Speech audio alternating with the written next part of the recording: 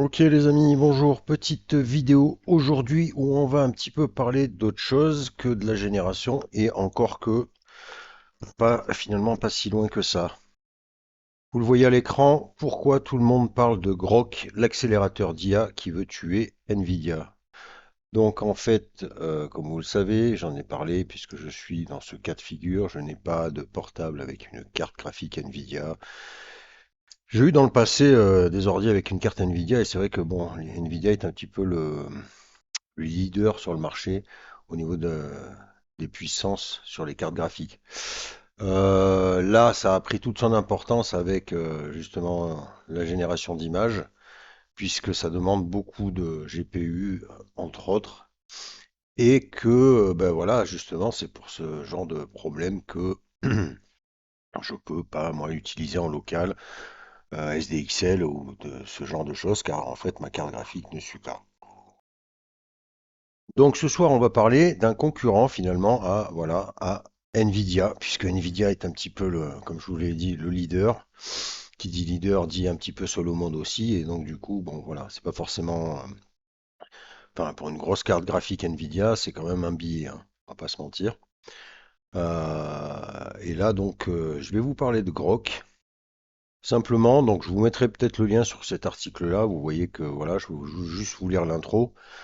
Donc, grâce à une nouvelle architecture LPU, l'entreprise Grok ambitionne de rendre ringarde l'utilisation des processeurs graphiques GPU pour générer du contenu avec des grands modèles de langage. Les démos sont si impressionnantes que certains crient déjà à l'effondrement d'NVIDIA. Donc en fait, voilà, donc après vous aurez un petit truc, je vais vous mettre, je pense, le lien de cet article-là, je ne vais pas vous le lire en entier.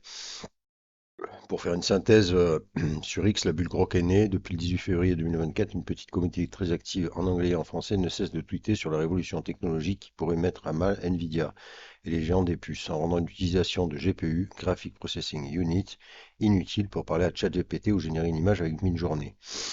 Donc vous voyez qu'on retombe sur nos pattes avec de la génération d'images et des chatbots façon ChatGPT d'OpenAI.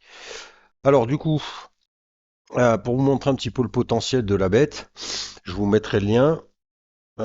Finalement, ça va nous permettre aussi de le tester un petit peu. Moi, je l'ai un petit peu testé pour voir un petit peu. Et en fait, justement, sur le site, on va pouvoir, à la manière de ChatGPT, tester le truc. Vous le voyez, moi, j'ai lancé deux petites recherches assez rapides pour voir un petit peu. Parce qu'en fait, l'idée, là, c'est de regarder surtout la capacité et la vitesse de génération de ce que peut proposer le chat. Dans l'idée, il y a deux modèles. Vous avez du Lama là-haut et vous avez également du Mistral. Lama, je crois que c'est un truc, je sais pas lequel des deux est français. Vous l'aurez dans l'article. Moi, j'avais laissé sur Lama et au départ, en fait, je lui ai lancé façon ce que je vous avais montré la dernière fois sur, j'ai perdu le nom, Gemini. Attendez, je ne sais plus comment c'est déjà. Oui, c'est ça, c'est Gemini. Non, non Image FX. Non, c'est pas ça. Si, c'est ça. Ouais. Euh, Non, c'est Gemini, je vais y arriver. Ouais, le chat GPT de Google. Donc, on avait fait un test et vous savez que je vous avais montré, voilà, moi j'aimais bien lui lui soumettre des prompts et le relancer pour qu'il nous génère, lui, d'autres prompts dans le même style du prompt que vous lui donniez. Donc, j'ai fait un peu la même chose avec Grok. Donc voilà, je lui ai marqué en français, voici un exemple de prompt. J'ai fait un copier-coller d'un prompt que j'avais en anglais et je lui ai demandé de me générer, oui, de me donner, d'ailleurs j'avais fait une faute, 10 exemples similaires. Vous voyez qu'il m'a généré en effet les 10 prompts qui sont, alors bon, on va pas, c'est vrai que peut-être au prorata de ce qu'avait pu me faire, ce que peut me faire ChatGPT ou autre, vous voyez que le prompt est assez long. Là, lui, il m'a rendu, voilà, bon, c'est pas du, alors j'ai fait quelques tests, hein. Je peux peut-être vous les montrer, je dois les avoir sous le coude. Voilà, ça c'est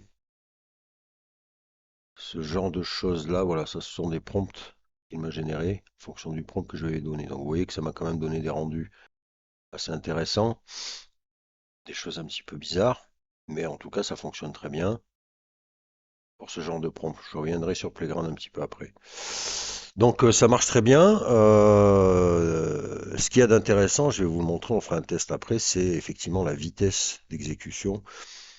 Et je pourrais le mettre en parallèle, vous verrez. Et j'ai ensuite fait autre chose. Donc bien évidemment, je lui ai posé une question, voilà, de lui rédiger un article de blog sur toi, Grok, mais je crois qu'il n'a pas bien compris en fait la question. Donc il est parti, il m'a quand même généré un article, vous voyez, hein, un truc assez long avec une intro, une conclusion, des points bien trucs. Mais là, il était parti lui sur la créativité et l'innovation, et c'était pas vraiment ce que je lui ai demandé. Donc en fait, je lui ai reposé la question et cette fois j'étais un petit peu plus précis, c'est-à-dire je lui ai mis, je veux un article sur l'entreprise Grok, la startup d'IA qui développe une nouvelle architecture de processeurs appelée LPU qui pourrait remplacer les processeurs graphiques GPU de Nvidia. Donc là, j'ai été quand même, vous voyez, bien plus précis. Et là, regardez, boum, fuit, tac, tac, tac, tac, tac. Et je lui ai demandé de me traduire ça en français. Bon, je me suis trompé une fois, je lui ai demandé de me le traduire en anglais. Et voilà. Et donc, en fait, on peut. Alors, je pense que cet article, je vais vous le mettre, je vais le mettre sur mon site. Du coup, je vais me servir de cet article-là. Mais vous voyez que voici la traduction de l'article en français. Donc, le titre révolutionner le traitement de l'IA, LLPU de Grok remet en question la suprématie du NVIDIA, introduction dans le domaine de l'intelligence artificielle en constante évolution, la course à la puissance de traitement et à l'efficacité énergétique a mené à l'émergence d'un nouveau joueur, Grok. Cette start-up innovante a développé une nouvelle architecture de processeurs appelée LPU, Learning Processing Unit, qui pourrait remettre en question la suprématie de NVIDIA sur le marché du traitement de l'IA. Dans cet article, nous allons explorer la technologie innovatrice de Grok et envisager son impact potentiel sur l'industrie de l'IA. Et donc ensuite, vous voyez un changement de jeu dans le traitement de l'IA. Le LPU de Grok vise à pallier les limitations de GPU traditionnelles qui ont été conçues à l'origine pour la gestion de la graphique et qui ont depuis été adaptées pour le traitement de l'IA. Le LPU, en revanche, est spécifiquement conçu pour les charges de travail d'apprentissage automatique, ce qui en fait une solution plus efficace et plus puissante pour le traitement de l'IA. Donc l'article est très intéressant au passage. Alors après, je vous cache pas que je ne suis pas rentré dans la technicité du truc. Je mettrai l'article sur mon site, vous pourrez le lire et vous verrez que c'est assez bien construit. Pour le coup, c'est assez intéressant. Donc, en parallèle, pour vous montrer juste un petit truc, alors je pourrais aller sur, je vais faire simple, pour vous montrer en fait cette idée de rapidité, on va faire un petit test que vous voyez effectivement la différence, parce que c'est effectivement assez flagrant. Et ce qui est intéressant, c'est qu'on peut imaginer, voilà, que dans l'avenir, justement, ceux qui sont comme moi pris par le GPU, ben, puissent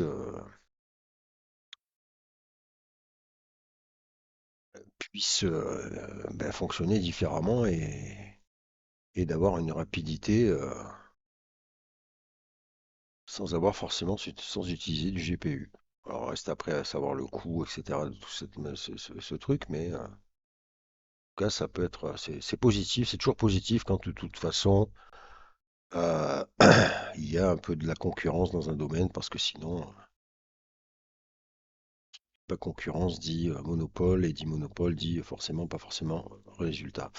On va faire le truc, donc je vais lui dire, voici, je vais faire pareil, hein, voici un exemple de prompt pour générer une image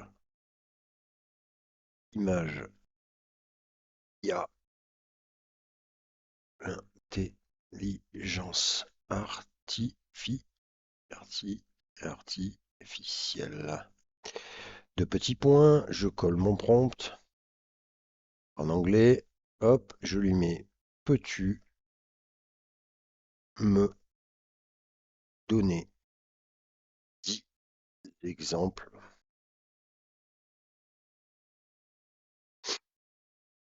de prompts similaires? Je vais lancer ça, je vous laisse regarder. Alors soyez attentifs. On appuie sur. Alors je vais faire ça quand même, comme ça je ne vais pas m'emmerder. Je vais copier ça. Hop.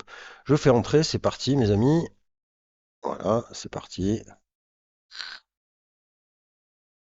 Voilà le prompt numéro un, le prompt numéro 2,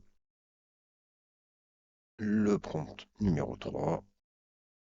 Alors par contre, ce que je vous disais tout à l'heure, vous avez vu qu'ici, j'ai l'impression quand même que ChatGPT me propose un prompt un peu à rallonge. Après, ça vaudra ce que ça vaudra la génération, mais il est peut-être un petit peu plus. On va voir, on va faire le test. plus précis dans les choses, mais vous voyez, là, je suis au septième prompt, huitième, neuvième et enfin dixième. Donc, vous voyez, on est quand même sur du rapide, hein. Mais, même test avec notre ami Grok. Je vais lui coller ici le texte et nous allons lancer la génération. C'est parti. Voilà. Hop, c'est fini, mes amis. Donc, vous voyez, c'est un petit peu quand même spectaculaire. Alors, effectivement, par contre, vous pouvez constater que les prompts sont moins longs, moins gros que ce qu'a pu me proposer ChatGPT. Vous voyez que ChatGPT, je lui ai quand même donné un pavé assez costaud. Il a quand même, voilà, il m'a proposé des trucs un petit peu plus longs, un petit peu plus précis. Là, c'est un petit peu plus, vous voyez, même prompt, on n'est que sur trois lignes de prompt. Alors après, bon, est-ce que pour autant les rendus seront forcément. Alors on peut faire un test. Il me reste pas beaucoup de génération sur Leonardo. Tant pis, on fera moins ce soir. Je vais prendre ce prompt là, le premier là. Dans les parenthèses, bon, je sais pas trop. Ouais, je sais pas si c'est vraiment nécessaire. Peut-être juste, voilà, copier. Et je vais faire une petite génération de ce prompt. Je ne l'ai pas traduit. Je ne prends pas la peine de le traduire. C'est la surprise. Et je lance ma petite génération. Mais en tout cas, vous voyez, bon, hein, le prompt est un petit peu peut-être plus précis. Après, est-ce que si dans le même titre que l'article de blog que je lui ai demandé, en étant plus précis, j'accentue vraiment le truc en lui donnant une structure un peu plus poussée, en lui expliquant vraiment ce que je veux sur mon prompt, peut-être qu'il est capable de faire le truc. Et en tout cas, vous voyez que en tout cas, la vitesse de génération des prompts a été largement supérieure à ChatGPT, quoi. C'est-à-dire qu'en 3 secondes, il nous a sorti les 10 prompts. Bon, alors le prompt ChatGPT est assez extraordinaire. C'est assez intéressant. C'est une espèce de banc dans le désert, en bois, sculpté. C'est bizarre. D'autant qu'on était parti ouais, sur un prompt, voilà. Bon, et on va faire un petit test sur le premier prompt. Alors c'est bizarre parce que vous avez vu, j'étais parti sur une espèce de prompt pirate là. Bah, d'ailleurs, je vais faire ça, ça, ça, ça, ça, et aller chercher le prompt, qu'on essaie un petit peu de comprendre. Voilà, j'étais parti de ce truc-là, donc on était sur un prompt, voilà, d'un espèce de paysage, d'accord, je comprends un peu mieux, c'est vrai que j'avais vraiment, j'ai vu le crâne en fait, donc c'est une espèce de fontaine avec un crâne, voilà, il y a une cascade qui tombe, on est sur un paysage assez intéressant, j'ai pas screen material, aqua métallique, solid rock, Imagine Davis Carlstone, ouais, c'est une, voilà, avec du bois naturel. Ouais, donc finalement le chat GPT c'est quand même bien inspiré, vous voyez, qui nous a fait une espèce de décor. Ouais, c'est pas mal, finalement c'est pas mal. Bon, le banc c'est un peu chelou, mais pourquoi pas. En parallèle, on va donc aller chercher, je l'ai dit, je l'ai peut-être pas copié et je vais générer pareil à l'aveugle le prompt proposé par Croc. Et beaucoup plus petit. Maintenant, vous savez, c'est peut-être pas non plus, suivant les générateurs, une nécessité d'avoir un prompt ultra long. Il y a même des générateurs qui n'acceptent pas les prompts trop longs puisque ils ne les assimilent pas.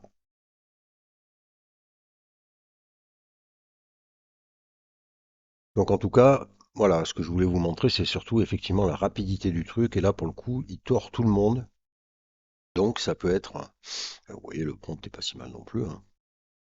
C'est un délire intéressant, et pourquoi pas. Je veux dire, entre ça et ça, c'est pas plus technique, hein. Certes, on retrouve les sculptures. On va s'amuser à faire le deuxième, allez, hop. Vous voyez que pas forcément la longueur du prompt qui va donner des résultats supérieurs. Et encore une fois, je pense que si on travaille la structure vraiment et qu'on lui explique peut-être les choses, il sera à même d'assimiler mieux le truc et de vous proposer des prompts supérieurs. En tout cas, ce qui est impressionnant, c'est la rapidité, hein. D'accord, c'est intéressant.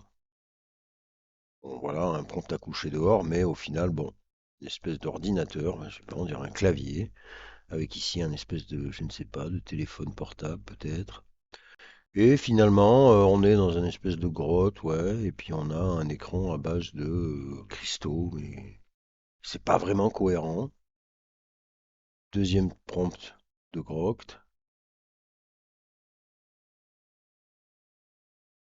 hop là, il va y avoir de la lave dans ce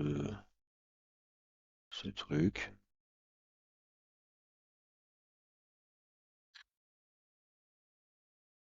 Pendant que ça génère, je vais vous relancer.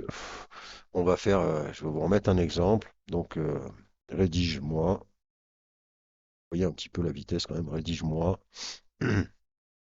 un article de blog sur la génération d'images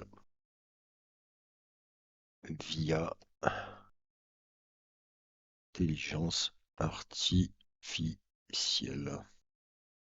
Artificielle. Boum, c'est parti mes amis. J'appuie, pam.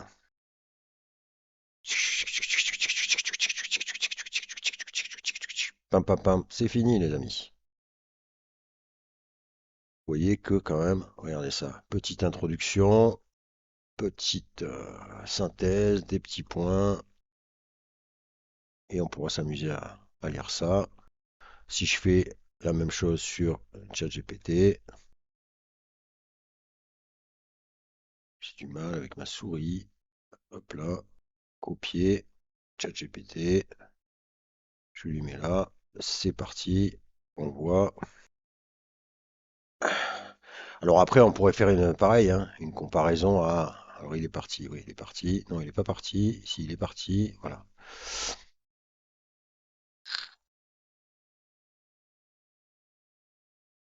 Donc après, on pourrait mettre effectivement en parallèle les deux textes, hein. Peut-être pas rentrer dans la synthèse aujourd'hui, mais je vais peut-être faire une vidéo où je mettrai, voilà, Gemini, faire un petit concours là des trois pour voir ce qu'il nous propose de mieux. Voilà, et il a fini. Donc vous voyez, c'est quand même beaucoup plus rapide chez Grok. C'était assez intéressant. Et là, de ce que je peux lire, introduction, l'intelligence artificielle a révolutionné de nombreux domaines, notamment la génération d'images. Grâce à elle, il est maintenant possible de créer des images de haute qualité à l'aide des modèles de génération d'images. Dans cet article, nous allons explorer la génération d'images via l'IA et envisager ses possibilités et ses applications. Génération d'images via l'IA. La génération d'images 1 utilise des modèles de génération d'images pour créer des images à partir de données d'entraînement. Ces modèles utilisent des techniques d'apprentissage automatique pour apprendre à générer des images en utilisant des données d'entraînement. Les modèles de génération d'images peuvent être entraînés sur des données de toutes sortes telles que des photographies, des illustrations, des graphiques, etc. Les avantages de la génération d'images VIA. Une génération d'images VIA offre de nombreux avantages par rapport à la création manuelle d'images. Voici quelques-uns des principaux avantages. Trois petits points, rapidité. La génération d'images VIA est beaucoup plus rapide que la création manuelle d'images. C'est pas faux. Modèles de génération d'images peuvent créer des images en quelques secondes, avec la création de manuels d'images peut prendre des heures, même des jours.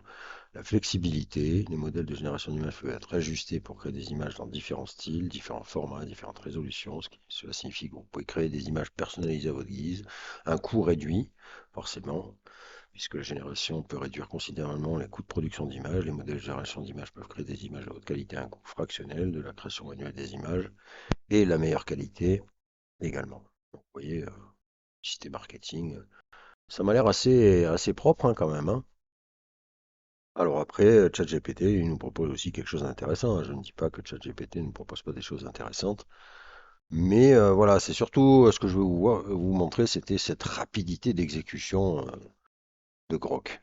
Qu'effectivement, s'ils arrivent à nous sortir, s'ils utilisent ce modèle-là pour entraîner des petites applis à générer des images et autres, ça va être intéressant, cette histoire.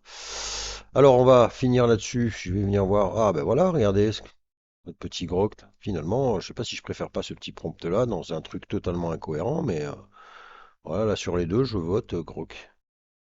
Tant avec un prompt plus petit. Allez, pour clôturer cette vidéo, et après, je vous mettrai tout ça, les liens en dessous, et vous irez vous faire vous-même un avis. Bien évidemment, on peut tout lui demander, hein. Je sais pas si je lui demande écris-moi un script pour générer une vidéo YouTube. Voyons voir un peu. Ok, ouais, bah, ça file. Bam, ça y est, c'est fini. Voici un script. Voyage au cœur de l'intelligence artificielle. La caméra se concentre sur un personnage principal assis devant un ordinateur. Le personnage principal se tourne vers la caméra et dit bienvenue dans notre voyage au cœur de l'IA. Aujourd'hui, nous allons explorer les pouvoirs de l'IA pour créer une vidéo YouTube. Le personnage principal ouvre un logiciel de traitement d'image sur son ordinateur. Ouais, c'est cohérent. C'est très très cohérent. Alors après, est-ce qu'il est capable de coder, de machin, de ci, de là? Je vous avoue, je suis pas rentré encore dans les détails. Là, la petite vidéo, c'est juste pour vous présenter l'outil et vous montrer la capacité et la rapidité du truc. Et que, effectivement, comme le disait l'article que je vous ai montré au début, pas mal de personnes commencent à parler de Grok et je pense que ça méritait qu'on fasse un petit truc là-dessus. Allez, on va finir cette vidéo avec, on va aller chercher le petit troisième prompt de notre ami ChatGPT. On finira là-dessus. Tac, tac, c'est ici. Hop là. Ici. Le temps de générer. Je vais vous en profiter pour.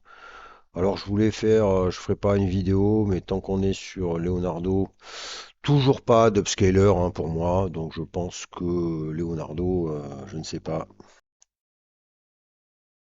J'avais quand même lu, pour ceux qui l'avaient testé, qui étaient abonnés, que a priori, il nous laisserait quand même l'accès aux non-abonnés pour tester. Là, pour l'instant, moi, j'ai toujours rien. Je pense pas que je sois un cas isolé. Et il est décidément le chat GPT est branché sur le clavier. Je sais pas trop le. Ouais, bizarre. Non, c'est un espèce de piano. Bon, vous voyez que c'est pas. Hein, voilà, ça c'est des trucs qui vont finir à la benne. Et on clôture avec le troisième de Grok. Il est ici. Une photo d'une forêt mystique. Vous voyez, je pense que le rendu à l'aveugle comme ça sera plus intéressant. Tac, coller, boum. Donc je le disais, l'upscaler magique de Leonardo, toujours pas disponible pour les non-abonnés. Niveau nouveauté, sur Leonardo, je vous le montrerai. Alors, est-ce que je ferai peut-être une vidéo là-dessus? Regardez, voilà, la petite génération via le prompt proposé par Grok. Avec ce que j'avais proposé de base, vous voyez que c'est quand même voilà, très sympathique. Là, encore une fois, pour le coup, là, c'est le prompt de Grok. Pour moi, c'est le prompt de Grok. Et les deux premiers, à la limite, pareil, je validerai celui de Grok parce que finalement, ce banc-là, pas trop ce que ça veut dire. Finalement, je crois que c'était un coussin, mais là, c'est pareil. Je pense qu'il est parti dans un délire clavier ou je ne sais quoi. Piano. Donc, vous voyez, hein, la taille du prompt ne fait pas forcément un rendu d'image extraordinaire. Voilà, je vous mets le lien de tout ça pour que vous allez tester Grok, vous faire votre petite idée et aller lui poser un petit peu des questions sur le pourquoi du comment de la chose. Je vais quand même vous dire que pour Leonardo, donc comme je vous le dis, je vous le montre, hein, c'est pas du mytho. Il n'y a toujours pas d'ici de petites icônes pour l'upscaler magique. Par contre, au niveau des nouveautés, c'est vrai que j'en ai pas parlé, mais j'ai vu que sur Twitter, enfin sur X, il faisait un petit truc chaque jour, là, quotidien, où il parlait de leurs fameux éléments. Les éléments, on avait abordé un petit peu au départ. C'est vrai que j'étais pas revenu dessus parce que j'avais été très sincèrement pas du tout bluffé par ces modèles-là, là, voilà, qui sont là. Vous pouvez constater que des modèles, des LoRa ont été rajoutés, en fait. Et voilà, donc des LoRa à tester en plus. Bon après, voilà, on est là-dessus, là, c'est pas GG, c'est pas des trucs extraordinaires. Et hop là.